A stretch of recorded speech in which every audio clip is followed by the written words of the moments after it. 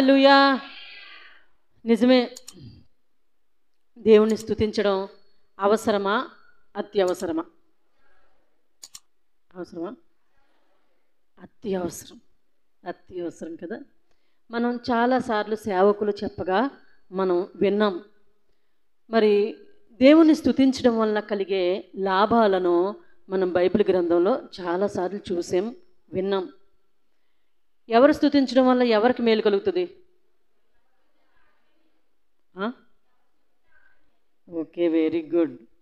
ఎవరు స్తుతిస్తే వాళ్ళకే మేలు, ఎవరు భోజనం చేస్తే వాళ్ళ పొట్టే నిండుతుంది, కడుపు నిండుతుంది కదా.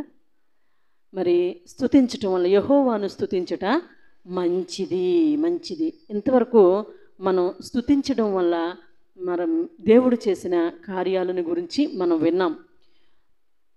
మీకు మరొక సందర్భంలో కూడా ప్రభువుని స్తుతించడం, సేవకులు చెప్పిన దానిని ఒకసారి మీకు జ్ఞాపకం చేస్తున్నాను, వినాలి ఒకసారి. చాలా సందర్భాల్లో మనం విన్నాం కదా. యెహోషాపాతు స్తుతించడం వలన ఏం జరిగింది అక్కడ? 2 దినవృత్తాంతాలు ఒకసారి చూద్దాం. 20వ అధ్యాయం 3వ వచనం. టక్ టక్ మని చెప్పాలి, నేను సేవకులకి సమయాన్ని అప్పగిస్తాను.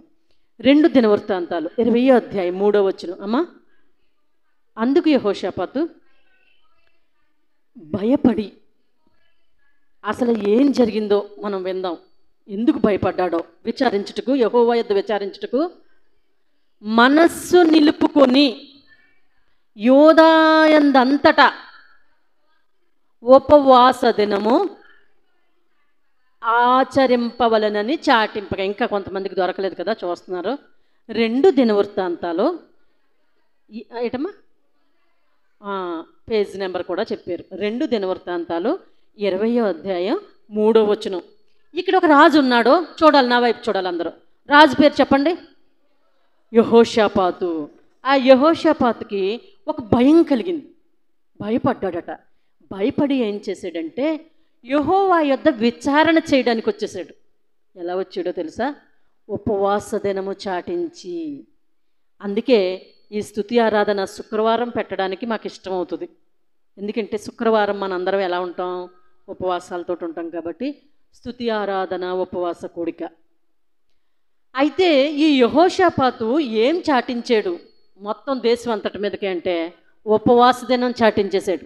అందరూ ఉపవాసం ఉండవలసిందే. ఉపవాసం ఉండి మనం దేవుని దగ్గరికి వెళ్ళాలి. ఎందుకంటే ఈ యెహోషాపాతు ఎందుకు భయపడ్డాడంటే, ఒక రాజు మీదకి 3 దేశాల రాజులు యుద్ధానికి వచ్చేసారు. అమ్మోనీలు, మోయాబీలు. మీరు బైబిల్ చూస్తారని, అమ్మోనీలు ఫస్ట్, అమ్మోనీలు 2, మోయాబీలు 3, మెయోనీయులు. చూడండి, ఒక్క దేశం మీదకి ఎంతమంది రాజులు వచ్చేసారు? ఒక్క రాజు వస్తే పోనీ వాళ్ళకి యుద్ధానికి అనుకూలంగా ఉంటుంది. 3 దేశాలు దండెత్తి వచ్చేసినాయి. ఈ రాజు భయపడిపోతున్నాడు. భయపడి ఏం చేయాలో అదే చేశాడు. ఉపవాస దినం చాటించాడు. ప్రజలందరినీ ఉపవాసంలో ఉండమన్నాడు.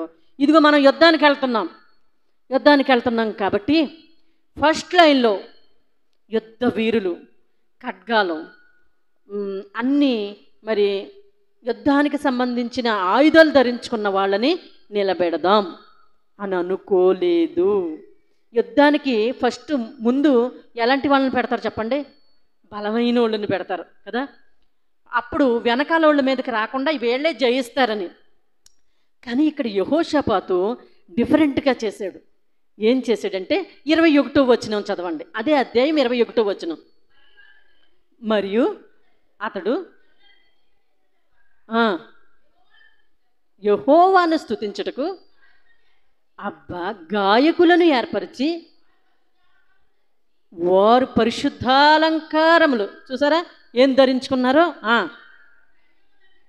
సైన్యము ముందర నడుచుచు యెహోవా కృప నిరంతరముండును, ఆయనను స్తుతించుడి అని స్తోత్రం చేయుటకు వారిని నియమించెను. బలశాలులను, అన్ని ఆయుధాలు ఉన్న వాళ్ళని మొదటి లైన్లో నిలబెట్టడతారు, మొదటి వరుసలో. కానీ ఇక్కడ ఈ రాజు యెహోషాపాతు రాజు ఏం చేశాడంటే, బాగా పాటలు పాడే గాయకులను ముందు నిలబెట్టి మీరు యెహోవాను స్తుతించండి ఈసారి పాటలు పాడుతూ ప్రభువుని స్తుతించండి, ఆరాధించండి అని యుద్ధానికి ముందు వీళ్ళని నిలబెట్టాడు. యుద్ధం జరుగుతుంది, యుద్ధానికి వెళ్తున్నారు. ఇప్పుడు వీళ్ళ పాటలు పాడుతూ ప్రభువుని స్తుతిస్తూ ఆరాధిస్తూ ఉన్నారు. మీలో చాలామంది పాటలు అయ్యేసరికి వస్తారు. పాటల్లో ఏముందలే, 9 అవ్వకుండానే పాస్టర్ గారు ఈరోజు ఇక్కడికి వచ్చేసారు మందిరంలోనికి. అలాగే 9 అవ్వకుండానే కాలనీ నుంచి కూడా వచ్చేసారు పిల్లలు. కానీ ఈ చర్చి కాలనీ నుంచి మాత్రం 9:30, 9:15, 10. నేను గడియారం చూస్తున్నాను, వచ్చిన వాళ్ళని చూస్తున్నాను, గడియారం చూస్తున్నాను, వచ్చిన వాళ్ళని చూస్తున్నాను. ఎందుకు అంటే ఆసక్తి తగ్గిపోకూడదు. ఎప్పుడు ఉండాలట మనం? ఎప్పుడు ఉండాలి? పాటల్లోనే ఉండాలి. ఎక్కడో జరిగిన కార్యాలు కాదండి, ఇక్కడ మన సంఘంలోనే జరిగిన ఒక కార్యం చెప్పమంటారా? స్తుతి ఆరాధన జరుగుతున్నప్పుడు ప్రతి ఆదివారం పాటలు అయిన తర్వాత స్తుతి ఆరాధన జరుగుతున్నప్పుడు, అప్పుడు కొన్ని సంవత్సరాల క్రితం జరిగిన కార్యాన్ని చెప్తున్నాను. అటువైపునే మరి ఆ పుల్పీట్ ఉండేది, ఇలా అందరూ కూర్చునేవాళ్ళం కదా. ఇటువైపున ఆడవాళ్ళు కూర్చునేవారు, అప్పుడు ఇటువైపున మగవాళ్ళు కూర్చునేవారు. ఆరాధన జరుగుతుంది, బలంగా ఆరాధన జరుగుతుంది. పాస్టర్ గారు అక్కడ ఉండి అంటున్నారట, ఎవరు కూర్చోవద్దు, అందరూ మోకాళ్ళ మీదకి రండి, అందరూ మోకరించండి, మోకరించి ప్రభువుని స్తుతించండి, ఆరాధించే సమయం ఇది అంటున్నారట. ఒక సహోదరి వచ్చింది. ఆ సహోదరి అప్పటికే కొన్ని చీకటి శక్తుల చేత పీడింపబడుతుంది. వీలైతే ఆ సహోదరితోనే ఒక ఆదివారం సాక్ష్యం కూడా చెప్పిస్తాను. మన సంఘంలో ఉన్న సహోదరియే. చాలా చోట్లకు తిప్పేశారు, అక్కడికని ఇక్కడికని. ఇంకా ఆ సహోదరిని కొట్టడం, ఎన్నో రకాలు చేయడం, ఎన్నో చేశారు. ఏం అవ్వలేదు పని. ఎవరో అన్నారు, ఇదిగో రెడ్డి గారి సంఘంలో ఆరాధనకి రండి అంటే ఆ వారం తీసుకొచ్చారు. ఆ సహోదరి ఇక్కడే కూర్చుందట, వెనక వైపు కూర్చున్న తర్వాత బలంగా ఆరాధన జరుగుతుంది. అందరూ కళ్ళు మూసుకుని పాటలు పాడుతూ ఏకీభవిస్తూ ప్రభువులు ఆనందిస్తూ ఉంటే ఈ సహోదరి ఈమె వచ్చి కూర్చుంది కానీ మనసు కూర్చొనివ్వట్లేదు. అర్థమవుతుందా? పాస్టర్ గారు ఏమంటున్నారంటే, మోకరించండి, మోకాళ్ళు వేయండి, ప్రభువుని స్తుతించండి అనగా, ఏంటి పాస్టర్ గారు ఇలా ఇబ్బంది పెట్టేస్తున్నారు అనుకున్నట మోకరించి చేతులెత్తి ఆమె కూడా ప్రభువుని స్తుతించడం మొదలుపెట్టింది. హల్లెలూయా, హల్లెలూయా. స్తుతించడం మొదలుపెట్టిన తర్వాత ఆమెలో ఉన్న దురాత్మ వెలవెలలాడించి ఆమెను విడిచి వెళ్ళిపోయింది. హల్లెలూయా, హల్లెలూయా. ఆమె దురాత్మ ఎంత ఆమెను బాధ పెట్టిందో చెప్పమంటారా? దురాత్మ అంటే వినడానికి ఏదో కాలక్షేపం కాదు. ఆమెను పట్టిన దురాత్మ ఆమెకి ఏమని చెప్పిదంటేనట, తన భర్తని చంపేయమని చెప్పిదట.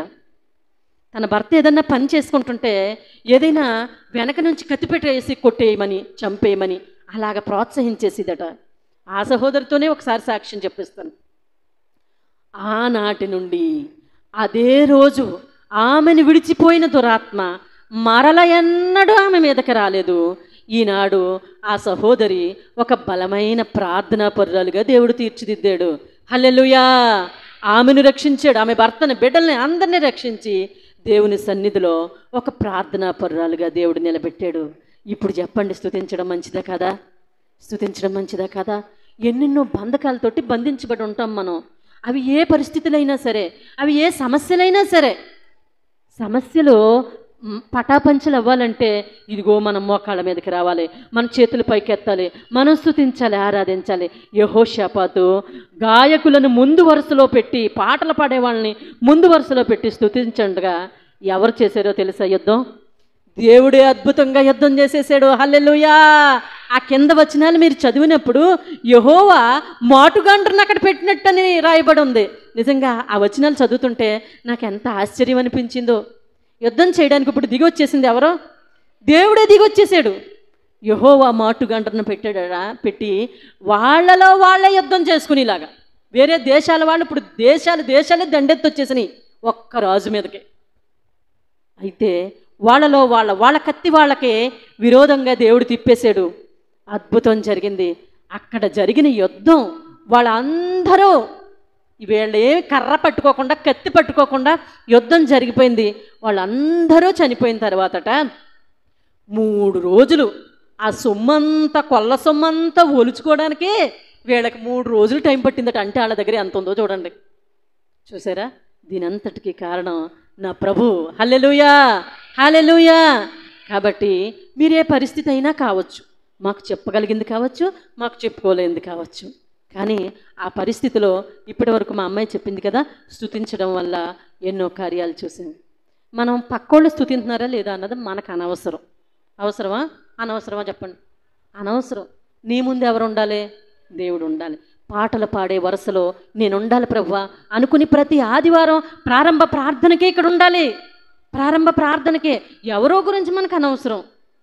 పాటలు పాడే వాళ్ళని, గాయకులను, ప్రభువుని స్తుతించే వాళ్ళని ముందు వరుసలో పెట్టేశాడు యెహోషాపాతు.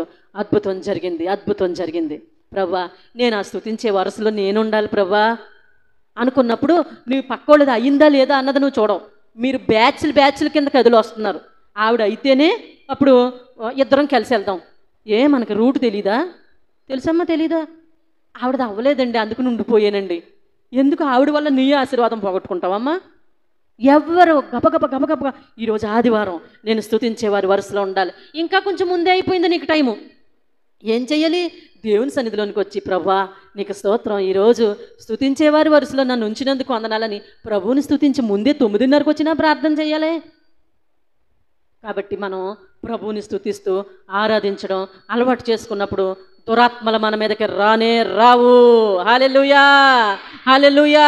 మనలో ఉన్న బలహీనతలు మనల్ని విడిచి వెళ్ళిపోతాయి. హల్లెలూయా.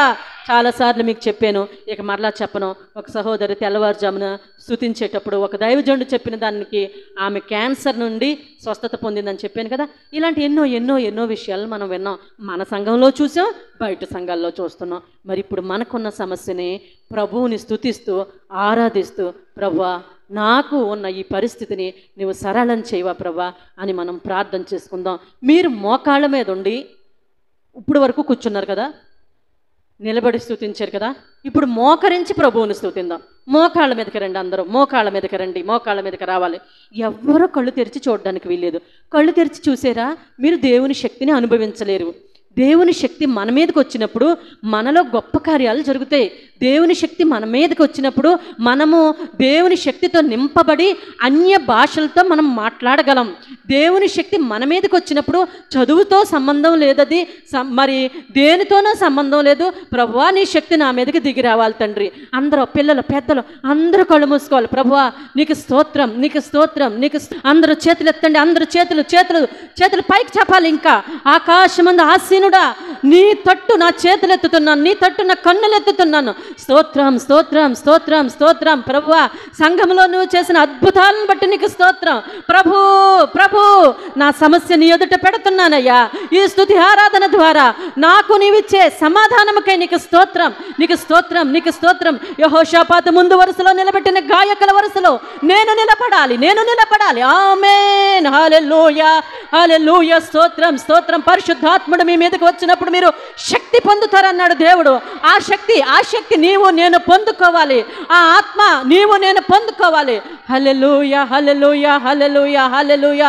దేవుని దాసులు స్తుతించుచుండగా మన సంఘంలోనే మనం ఎన్నో కార్యాలు చూసాం, మన సంఘంలోనే అనేక కార్యాలు చూసాం.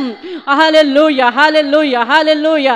దేవా దేవా దేవా స్తుతించే వారి వరుసలో నన్ను నిలబెట్టండి ప్రభా. స్తోత్రం స్తోత్రం. ఈ స్తుతి ఆరాధనలో నాకు స్వస్థత కలిగిందని అనేక సాక్ష్యాలు మనం రాబోయే దినాల్లో వినాలి. హల్లెలూయా, హల్లెలూయా. స్తుతించడం ద్వారా నా సమస్య పటాపంచలైపోయిందని త్వరలోనే మీరు ఒక సాక్ష్యాన్ని చెప్పబోతున్నారు. హల్లెలూయా.